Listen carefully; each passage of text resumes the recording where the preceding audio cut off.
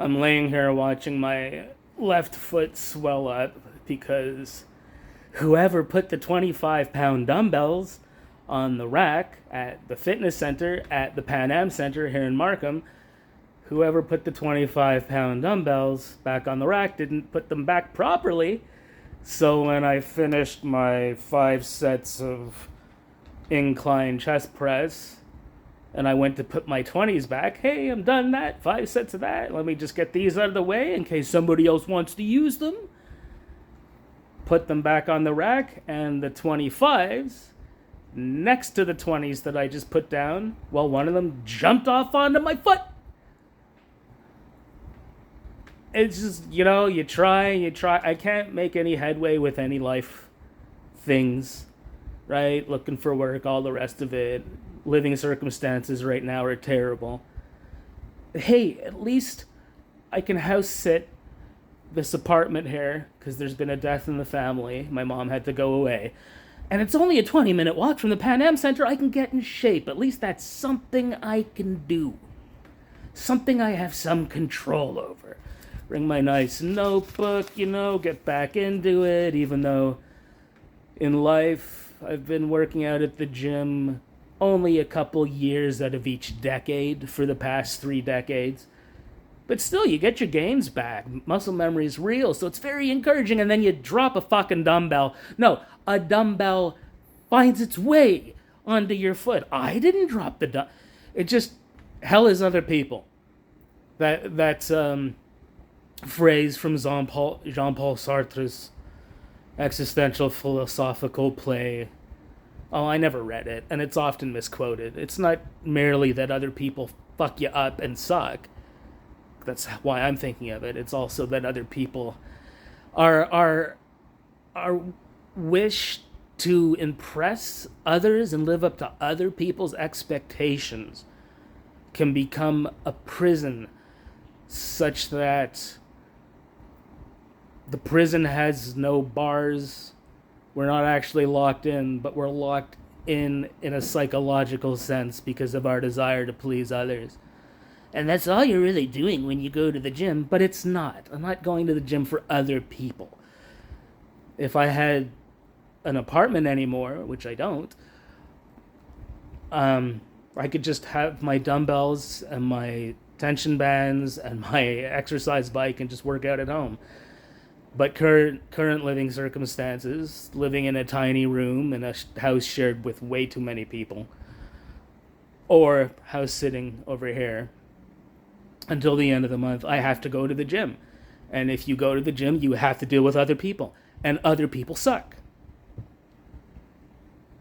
It would be cool if they would review the camera and find out who the last person to put the 25-pound dumbbells on the rack were, and then give them a stern talking to. Hey, you didn't put your dumbbells back on the rack properly.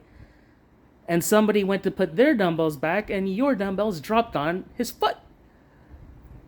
Give them a stern talking to. It's not going to happen. They've got cameras over there. Anyways, whatever.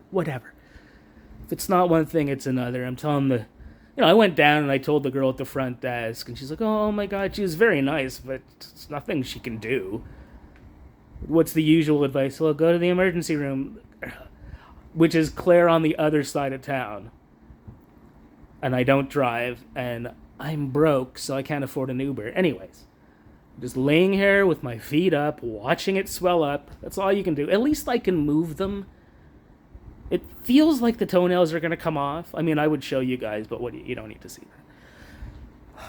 Just going to rest, elevate it. I didn't even get halfway through my workout. Look at that. Fuck. Last week, I only go to the gym once a week, and I swim twice a week. So that's 3 workouts. I hope I can limp to the pool later this week. But last week, I was doing my Roman chair. I kind of go back and forth between the Roman chair for leg raises and some dumbbell stuff. So I was doing my dumbbells. And all of a sudden, here comes this guy in his 20s. I was going to say kid. People in their 20s are like kids anymore. Have you noticed? him and his buddy, and he gets on the Roman chair. He does a leg raise, and he rips a fart. And him and his buddy are giggling, and I'm like, okay, this is where we're at in society now. Really? I'm not going to say what culture this guy was from, but you expect that sort of thing of people from his culture that are older, not younger. You're Canadian. You know the social norms. You know that's not acceptable.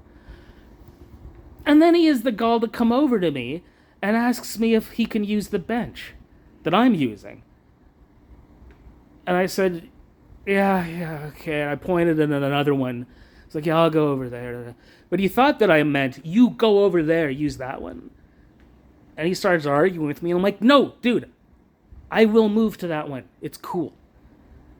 But I don't know why I'm telling that story. Hell is other people. Honestly, come and rip a fart beside me and then try to shoo me off of a bench when there are other benches, Anyways, I don't know.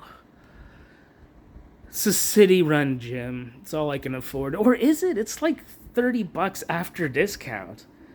Though you get the pool and stuff like that too. Maybe I should just get a membership with a proper gym. Is that going to be any better? I've been binge watching this Will Tennyson guy.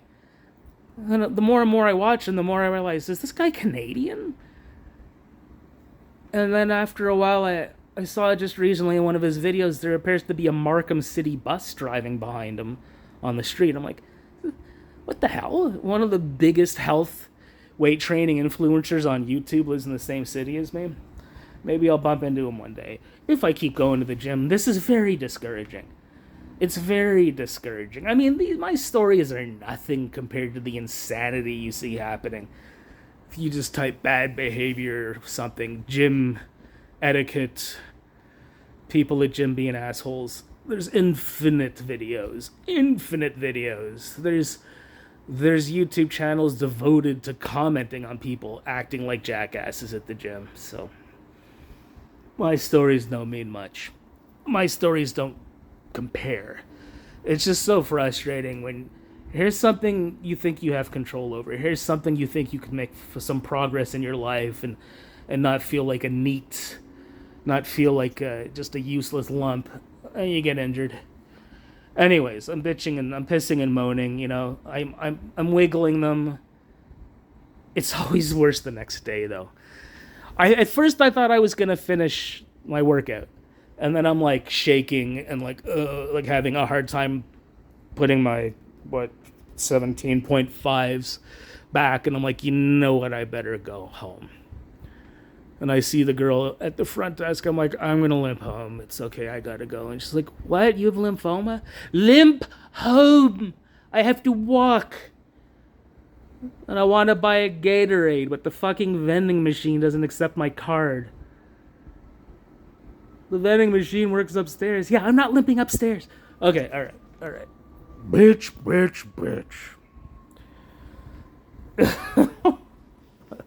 Oh my god, my life is such bullshit right now. All you can do is laugh. All right, friends. I don't even have a scale. Last time I checked, I have lost 12 pounds since I started working out again. I started swimming a couple months ago. And doing it quite seriously, and then I try to integrate going to the gym once a week over the past couple weeks, but anyways, so there's your update. For everybody, I'm not going to set this as a members-only video. Why bother?